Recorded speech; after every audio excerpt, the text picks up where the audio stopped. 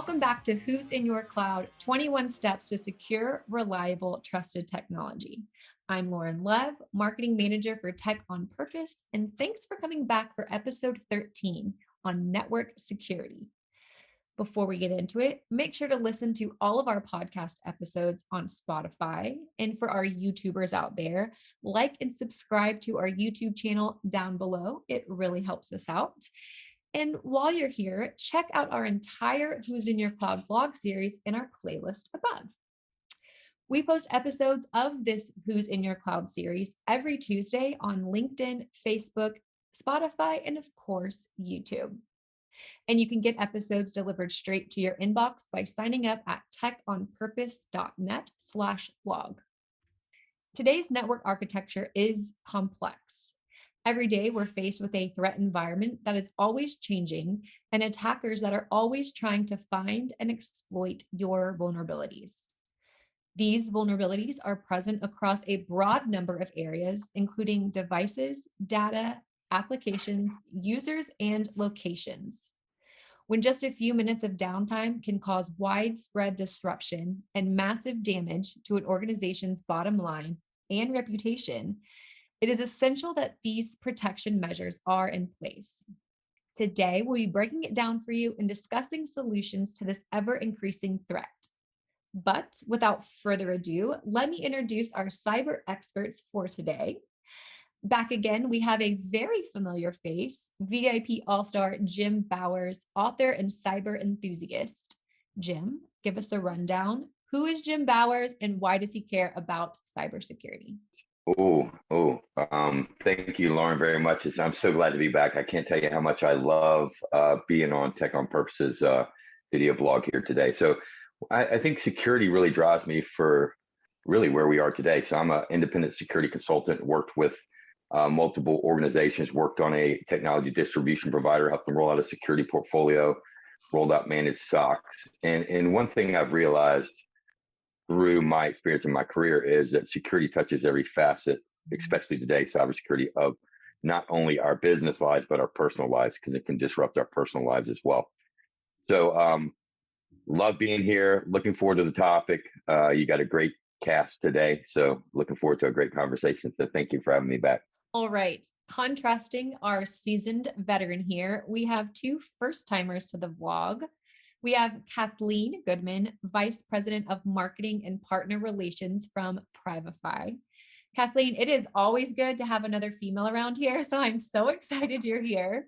But introduce yourself to the audience and tell us more about what you do at Privify. Thank you, Lauren. Thank you, everyone. And I'm really looking forward to today's event. I am the VP of Marketing and Partnerships at Privify. And I am passionate about it because Privify's products or solutions actually are targeted directly at the underserved SMB market.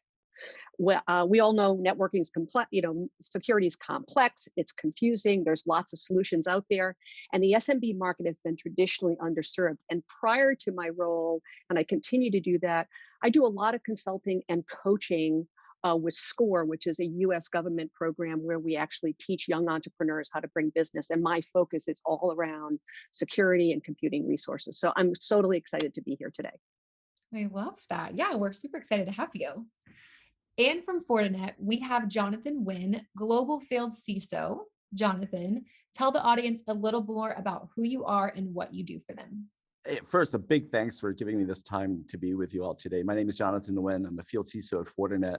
I've got a dream job where I get to work with security teams of all sizes, public and private, around the world on getting security right and applying 25 years of experience. I spent 16 years of that career over at Verizon, where I was part of the MSSP leadership team.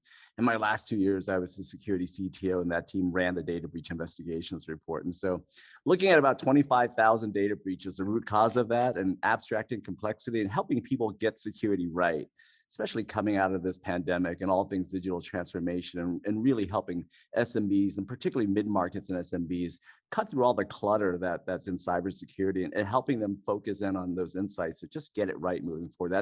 I think that's what really drives me. So really just looking forward to this discussion today.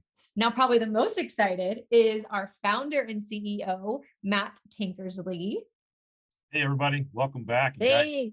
So Yeah. glad you're joining us today. It's a pleasure to, Kathleen, continue to learn more about Privify. I've enjoyed our recent conversations and looking forward to some that are to come. And as I said earlier, we've been a Fortinet partner for well over a decade. So we love that product. We love what you guys do in the marketplace, serving in so many different areas. In specific, today's topic, right, the advanced threat protection at the edge of the network.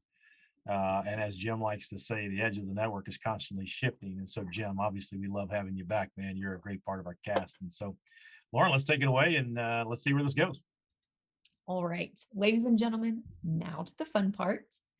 So, Jim, explain to our audience what network security is and why should we care? And feel free to share any statistics or stories with the audience to convey its importance. So why is network security so important? That's a great question, Lauren. And I think if you look at I think Jonathan touched on it earlier, I think it's what we're going through today. If we look at the network itself and how for the past 30 years it's traditionally been done, right? In this castle moat philosophy where all our employees are inside this castle, we only had to protect them on our closed kind of environment, closed local area network, or even a closed private wide area network, right? The challenges of protecting that perimeter was a lot different than it is today, right? Today, through the pandemic, that perimeter eroding, there really is no perimeter anymore. I don't think we'll go back to pre-pandemic levels. So what does that do for organizations, right? It makes them have to shift their mindset drastically because now their employees are not inside their castle. They're working from anywhere. So that perimeter now has extended out to multiple locations that are not necessarily within their control.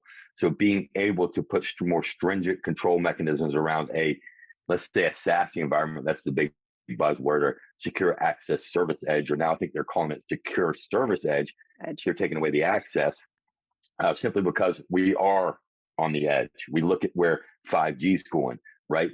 We're getting ready to move data all from these protected copper cables coming out of our houses and out of our locations now up into 5G, out into the open, right?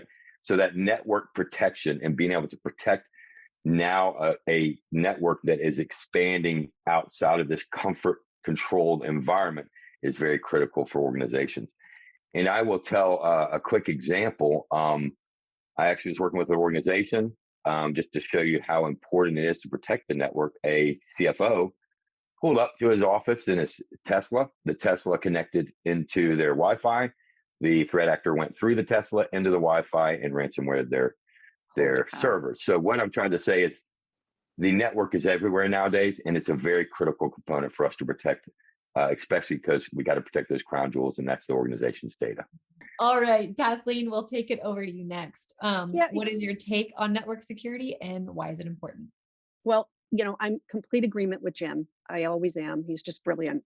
But for me, network security, and particularly at the edge, it's critical to have a comprehensive network visibility across that whole distributed digital infrastructure, to defend against advanced threats and unknown attack vectors. And with us, our experience is in protecting that data as it moves between clouds, locations, applications, devices, including IoT.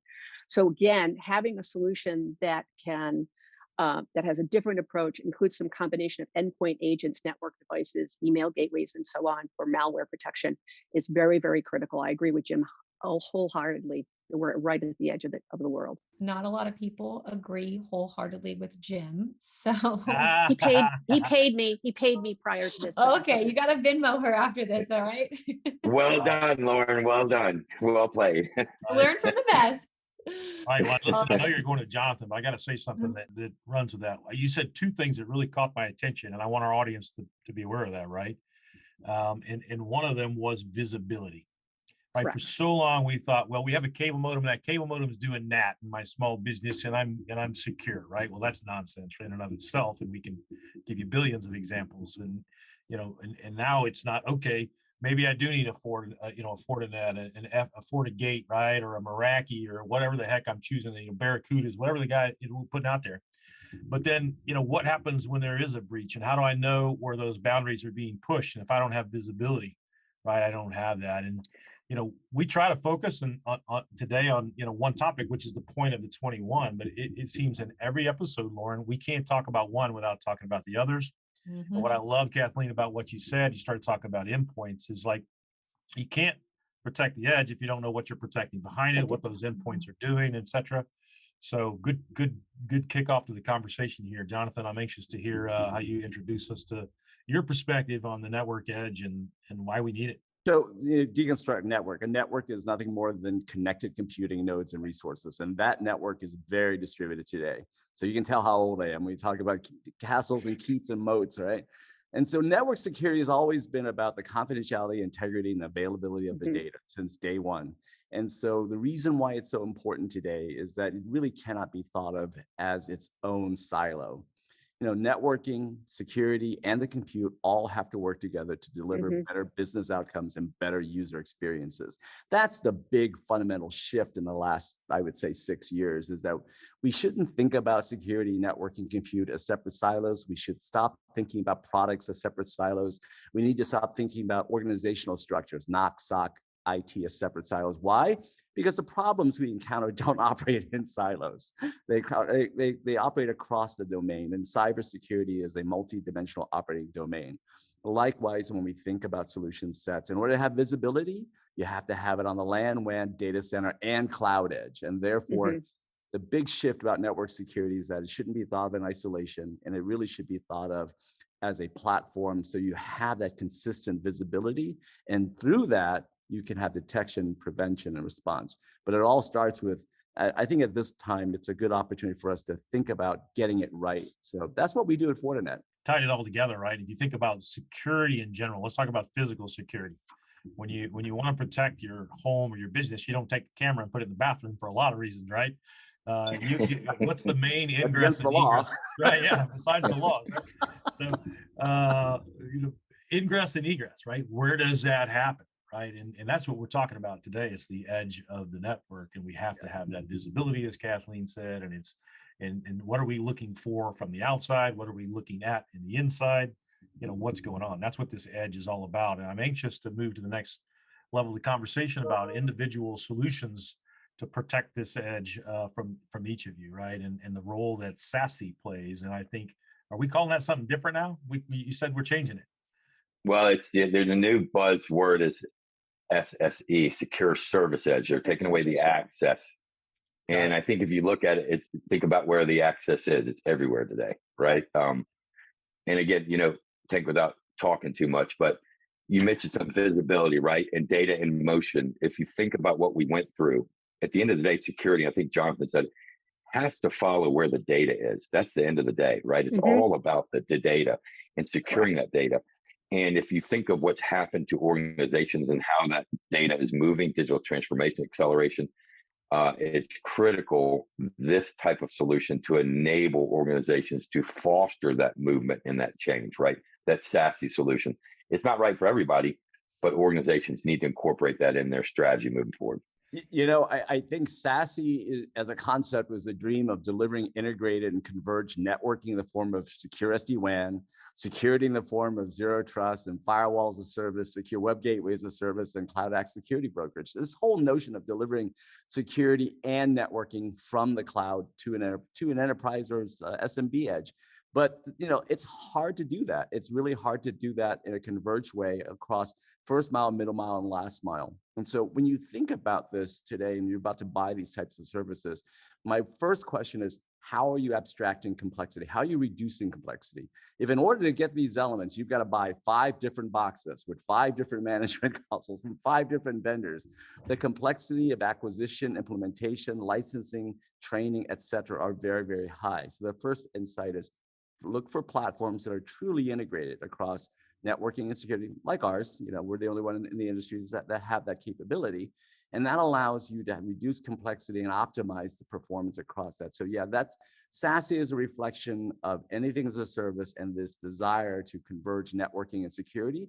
And I think, frankly, the emergence of secured service edges is a reflection of the reality that it's hard to do that. It's hard to in convergent access the SD-WAN component with the other components of security. We've done that, and we're unique in that ability, but it is also testament to just how hard it really is to do that in an integrated fashion. But I think it's critical. You can't deconstruct them. Because if you don't have them integrated, what you have is optimized bottlenecks. Your SD-WAN is maybe optimized, but unless it's not integrated with your security, it doesn't work very well. And then the entire elasticity and scalability of the cloud is negated unless networking, security, and your compute are working in alignment with each other. Yeah. Yeah, guys, I hear CIOs and CTOs and directors of IT get excited about the value propositions of SASE all day, every day, right? And there's all these vendors that are out there trying to sell it. And I think that we get caught up in the buzz of getting these extra levels of protection through these multiple vendors. And what you said, Jonathan, that I love is that it's really easy for that to become complex. And that's the whole point of this entire series, is how do we simplify this conversation? Well, it's not through deploying 5 boxes. And so that's why we have partners like Fortinet and Privify here to talk about these kinds of things. And viewing audience, don't make it harder on yourself. These are important topics. You probably need these things, right? So let's have that conversation. But be sure whoever you're talking to, that you're asking the question, don't get hung up on the features and the capabilities. Also ask about the simple things. How complex is it? Is it going to take me 3 new staffs with weeks of training to understand how to manage all this environment? Or is this, do I have a unified solution where I can go to one vendor maybe and get subject matter expertise? Or do I have a managed service provider that, is going to be able to provide those things? All right, so I'm hushing up because we got to move this conversation along. Jonathan, good stuff, man. Yeah, Jonathan, that was, if you don't mind me hopping on that, I think Jonathan nailed it. I think all of those pieces have to work together for it to be effective. And I think, Jonathan, you said a valuable point, right? If it's not done right, it produces more harm than good in the infrastructure, right? It produces these bottlenecks. And I think if we simplify security down to focusing around the data and where our data is, who's accessing it, and where they're accessing it from, it really simplifies what we've got to do as organizations to protect that data. Jim, that's why you're in demand, right? It's trusted people like yourselves and the folks on this call that help SMBs in particular work through all those complexities, right? Yeah. And I think that's very, very true, particularly among the SMB market, where they just don't have the security muscle needed in this environment. I spend a lot of time with SMB clients that are trying to figure out how do they configure the firewall, what's the VPN, what's the so on and so the whole alphabet, all the entire pyramid structure of what data in motion. And what we've found is moving that functionality to the cloud, enabling it as a SaaS solution that is managed. So there's no hardware for them to install, no software to update, patch, manage, do anything. And then giving them an integrated console that lets them view, provide complete network visibility, see bad actors and malicious attempts happening by user, by device, by location. It's just a really, really simple solution for them to grasp. And I think that's exactly where the whole market is going. One of my favorite things about what you just said, Kathleen, is that I know a lot of VPs of marketing, and I have very few of them that will say, I spend a lot of time with clients. You have to. That's true. You have to. You got to hear what they're going through. It's just, I hear it every day that they're frightened. They're getting attacked. Attacks against SMBs are up 400% year over year. Ransomware is the number one that they're fighting with. Malware is coming down at them. They've got employees that are not educated. Man, there's so much to do in that market and make sure that they're safe and secure and can manage it. Yeah, Lauren, I think we've got time to maybe share some horror stories that people may have about why this is such an important necessity, the unification of the platform and everything. And I will tell you, I know we were helping a client recently with evaluating a compromise, and it was in a cloud VMware sort of environment. And because of the way that the architecture was not simplified, right? We found that, okay, we saw some activity happening here. We had to go to another vendor and another set of logs to investigate. Now we've got to correlate the data between the two systems. Turns out that points to a third system and a third set of logs. And now we've got to go do that, right?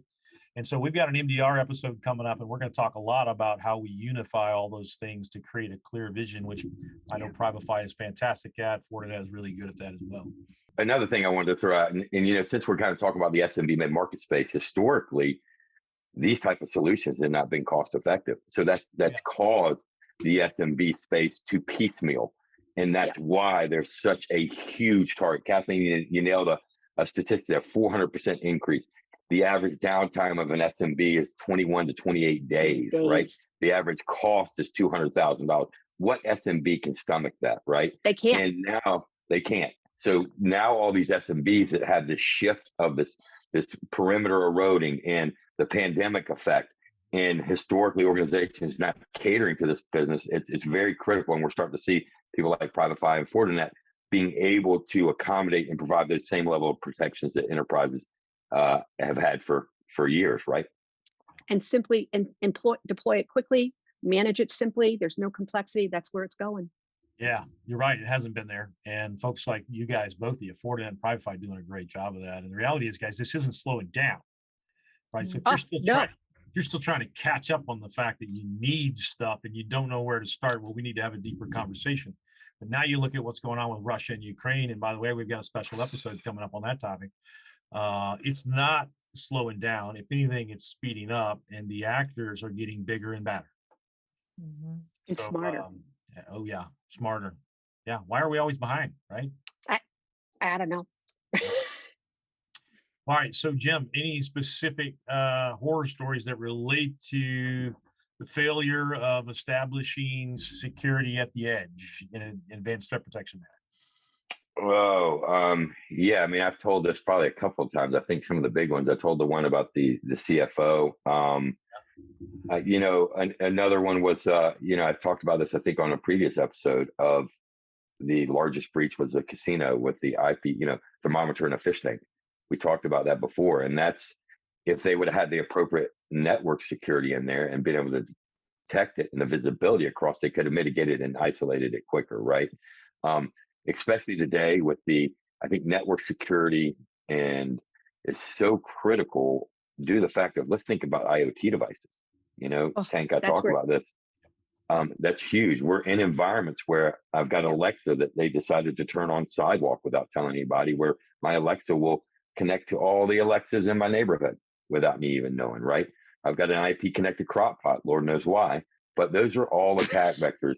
And I don't know why I have one. I guess I need to check my roast while I'm out playing golf or something. But the reality of the situation is, this is such a critical component in your top, in your top 21, because of how it's changing, because organizations need the visibility into those changes happening, as well as the amount of attack vectors that we have today in play in areas that our employees are in that we didn't have 15 years ago, right? So it's a big component. Jim, do you think that, one of the things that I've been tracking is how SMBs are an entry point into the larger ecosystem. We've seen that with Target. We've seen it with several. Do you think that's going to continue to increase?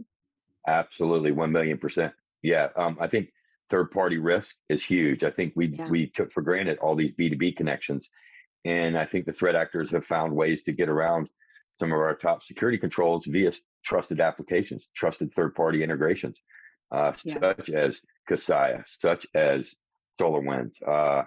It's trusted, right? So if to an organization, like how we protected the network inherently, once you're on my infrastructure, I trust you, right? And that's not the way we got to look at things today. And SASE takes that into component. Your solution takes in that zero trust kind of network access component, right? That trust aspect. Yeah. Yep. A great question. Third-party risk is an important topic. It's definitely one of the things we talk about quite a bit with our clients. It's something we have an episode upcoming dedicated to, as we talk about compliance, discovery, reporting, management, et cetera, and the role of third-party risk in that. But there's no question, right? So we keep coming back to, what are we trying to protect? We're trying to protect the data, right? But when that data is shared with third parties or interacted with third parties, if that data happens to exist somewhere outside of your environment, right? What's that risk? You got to assess that stuff, and I don't think people think about it. But what's the role that the network edge plays in understanding when and how that happened? It's imperative, right? That visibility. What data went where, right? Yeah, we had a really interesting use case recently. We had a customer using our CASB implementation to catch a employee actually who was terminated downloading all of their sales contacted information by just being able to track that activity, that app by activity, by user, by location. Wow. So again, it's a really interesting environment. So Jonathan, you guys have a lot of network edge security out there, man, and that's a global footprint. And I'm curious what recent stories you might have to help our viewing audience understand the urgency here and the risk. There are three stats that I think are really indicative of where we are today. The first one from our FortiGuard labs in my old shop at Verizon is that 80% of all the attacks that lead to breaches and major disruptions could have been mitigated through simple to intermediate controls. 95% of the problems in the cloud security are the customer's fault because of the complexity of the shared responsibility model. And the last one is that 99% of all the vulnerabilities exploited were known for at least a year. So here at Fortinet, we continue to see not only new threats accelerate, but persistent old known threats. I mean, think about that. We spend $350 billion in network security every year. We devote our careers to this area, and yet we fail on basics because it's so complex. We built these multi-vendor, best-in-class solutions because we didn't want vendor lock-in. We didn't want single points of failure. We wanted to have best-in-class. But then we say we never have enough people, so we're by default vendor locked in. We never have the tools to integrate everything, and so we have gaps. At the end of the day, we have gaps in visibility and control because of the complexity of what we've built that was never designed to work in this type of operating environment. So the practical reality moving forward is that what we do at Fortinet is this. We build technologies that are integrated at a common OS level that collect and share information so they're more predictive and more proactive. But what we really do is we take enterprise-grade capabilities, that worldwide threat research team, all the technology, and we provide that in a form factor, in a device, appliance, a service at an SMB price point. So that's the great value there. You get the capabilities of the enterprise at a price point and a value point that makes sense for an SMB. And you're working with folks like yourselves here, right? And, when you're in that situation where you've got all your machines locked down with a ransomware, God forbid, guys, you don't need that multi-vendor solution going like this, right? Absolutely, yeah. You really need that that's when that unification of your partners and your platforms and your portfolio are so imperative. Because that's not the time. One word on that, if you don't mind. Look, you're never going to prevent from being victim zero if it's a true 0-day attack. Mm-hmm. But it's quite reasonable to avoid being victim 3, 4, 5. Right? Because the vast majority of the malware, even ransomware, is already known or some variation of a known piece of malware.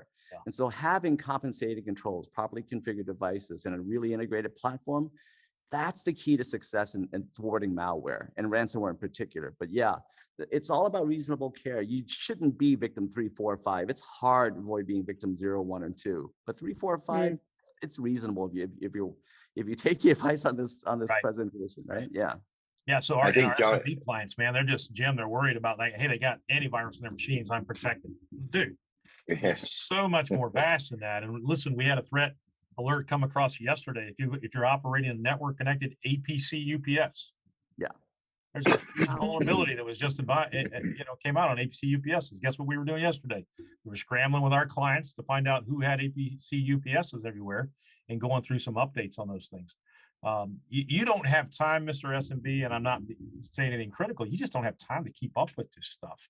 And you can go get a great solution from all of our vendors in our portfolio. But I think the important thing that I'd like to take just 1 second to plug is we're sitting here watching this stuff in real time from all of these platforms so that we can communicate that sort of stuff to you. And that's one of the things, Kathleen, I'm continuing to love learning about you guys, and I'm anxious to get to do some things. Excellent. Hey, Matt. Yeah. I think Jonathan nailed something earlier. I think threat actors thrive after a couple of things, and I think it's complexity, right? They know this is complex, and simplifying that complexity to incorporate the network where data is moving, data in motion via platforms such as Privify and Fortinet really starts to turn the tide for SMBs, for any organization that's trying to protect that data, right? It's that complexity factor that threat actors know and they love. And you combine that with how quickly organizations are having to shift from the pandemic to become more agile, more data in motion, reducing that complexity, simplifying it via unified platforms such as Fortinet and Privify is critical for organizations moving forward. Yeah. Jim, I agree with you. And I think there are some pillars that an SMB has to look at. And, zero trust is right at the top of that. Mm-hmm. Zero touch, kind of set it and let it run to a certain extent. Having a full data security compliance, whether it's including encryption, data leak prevention, so on and so forth. Then threat management, I think, is another one. And then overall performance. Low latency is critical in this environment, low latency and low processing power. So that's very, very critical.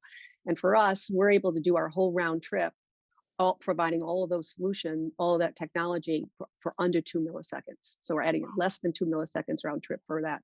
So again, that's kind of a geeky side of it, but I think the zero trust, the zero touch, making sure you have a good data security, that you've got, cloud-based databases at hand and all that other stuff is so critically important for them, because it makes their job easier and it makes their trusted partners responsibility easier. Guys, I think, Lauren, we should go around and get some final words. And I do want to say, if I think about our client base, especially of SMBs, right? And then, we obviously serve a lot of larger nonprofits as well, right? And all of the various risks that go along with these guys. If you're in the barbecue business, some plugs for some of our clients there. If you're in the dry cleaning business, if you're in the prep school business, right? A lot of our clients are in these areas, right? You want to run the best prep school in the world. You want to make the best barbecue in the world. You want to provide the best nonprofit health services in the world, whatever it is. You just don't have time to think about it. And my guess is, if you're listening to this, which I hope you are, and you're hearing these terms like ZTP and dwell times, and you're like, I don't know what those things are. Here's the truth. You don't have time to learn what those things are, because you need to make the best barbecue. That's what we're here to do. And that's what all these magnificent partners that we're bringing to you in our portfolio are here to do as well. And don't wait till you don't have a choice, because it is devastating. Jim had one thing I think we kind of didn't do justice to, and maybe this is just another episode, but this whole widespread use of intelligent, Internet of Things devices, they're going to be introducing additional exposure at a maximum level that business owners may not even consider. So really keep your eye on that particular. Jim, I thought that was a great point. Yeah, just one piece of advice. Before you buy anything, work with folks like TechOnPurpose and people like Jim. Find out where you are today. Find out your current state. Don't buy anything before you really understand where you are. Try to figure out where you want to be, and then put together a plan that gets you there. Don't buy a widget first, okay? That's the wrong approach. Work with trusted partners. Cybersecurity is a team sport. Find the right partners, and the folks on this call are some of the best in the industry. Jonathan, I think you nailed it. Assess where you are today, right? And just don't go out. Can't tell you how many organizations I walk into that have 35, 40 tools, and they have no clue how to use them. They're not talking together. They're causing more complexity. And what does more complexity do? Enables the threat actor, right? So I think at the end of the day, you're spot on. Assess where you are. But one thing I think organizations need to realize is, when you do that assessment, don't take it personal. Security is not a destination. It's a journey. It's a journey, and it will evolve. And just because you put something in place, 5 years ago that you're very proud of, doesn't mean it's relevant today. And probably anything you put in place 5 years ago is not relevant today, or it's shifting or moving. So security will continually evolve, will continually change. And it's because we're a cat and mouse game with the threat actors. We saw something, they get around it. We solve it again, they get around it. So I agree, Jonathan. Assess where you are. Just don't run out to buy the next flashiest tool. See how it enables your organization where you are today and where you want to go. Security is not an IT problem. It's a business problem. And it does need to enable business outcomes. Agree 100% with you, Jonathan. So, Lauren, I'd like to believe that all of our viewers watch all of our episodes, that these things are enthralling. I'm sure that's not the case. And maybe one day we'll get you motivated to do that if you watch one. And we tell some great stories. And I think in closing, I love telling the story. And Jim, this one came from you, because it helps you as an audience. What does this really mean to me? How can it impact me by not having these best security practices? Well, the obvious thing, right? If you get ransomware and you're shut down, you can't run your business, you're in a bad spot, right? How specifically can that happen? What other kinds of things are happening?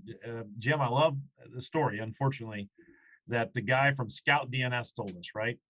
When we were doing the episode on web filtering, right? And network edge security plays a role in this, right? In fact, you look at the Fortinet solution in particular, and I'm still learning about Privify, right? We've got web filtering built into the Fortinet edge as an example. And I don't think you've heard this story, Jonathan, but we had the guy that's the founder of Scout DNS was telling us a story in the web filtering topic about a retail chain of appliance stores in UK. And they had all these smart televisions with, video panels on the front of them that were touchscreen, and they played YouTube videos and they did all kinds of cool stuff, right? Well, some threat actor got into that device and was broadcasting pornography in the middle of the retail store with parents and kids all over the place on the screens of these refrigerators. Now, how simple could it have been to prevent that from happening by adopting so many of the different factors in our 21 best security practices? But you guys, whatever business you're in, the thing that you haven't thought of, the bad guys are thinking about it. This is imperative. And I think in closing, risk assessment, you nailed it, right? We've had this conversation, Lauren and I, literally this week. We created these top 21 best security practices using experiences and industry data. And it's interesting, we've been discussing how we're trying to motivate you through the top 21 best security practices to do the number one thing, which is get a risk assessment. Right. And I think what we realized is that number one on our list really needed to be the risk assessment. So we kind of put the cart before the horse. And guys, we're providing all of your viewers and anybody who wants to come to us, we're providing you a free risk assessment. Right. It's hard to get to where you need to be if you don't know where you're at. And it's not hard, guys. We can do that for you. And so Lauren's going to tell you more about that. I'm going to hush up, guys. Thank you so much for taking valuable time out of your day to have the conversation. Thank you. That is a wrap for us on cybersecurity. Again, Kathleen, Jim, Jonathan, thank you so much for joining us. Matt, you have to be here, but thank you anyways. And to our audience, join us next week as we get into network security's cousin, wireless security, and how it works to ensure that your data remains only accessible to users and devices that you authorize. Again, remember to like and subscribe and catch up on all of our episodes on LinkedIn, YouTube, Facebook, and Spotify. And get episodes delivered straight to your inbox by signing up at techonpurpose.net/blog. If you would like to start a free trial from Kathleen at Privify or Jonathan from Fortinet, email us at freetrial@who'sinyour.cloud. And Matt mentioned it earlier, you can sign up for our free cybersecurity risk assessment at who'sinyour.cloud. Well, that is all for us today. Thank you, and we'll see you next time for wireless security. Bye, Thank everyone. you. Thank you, everybody. Bye.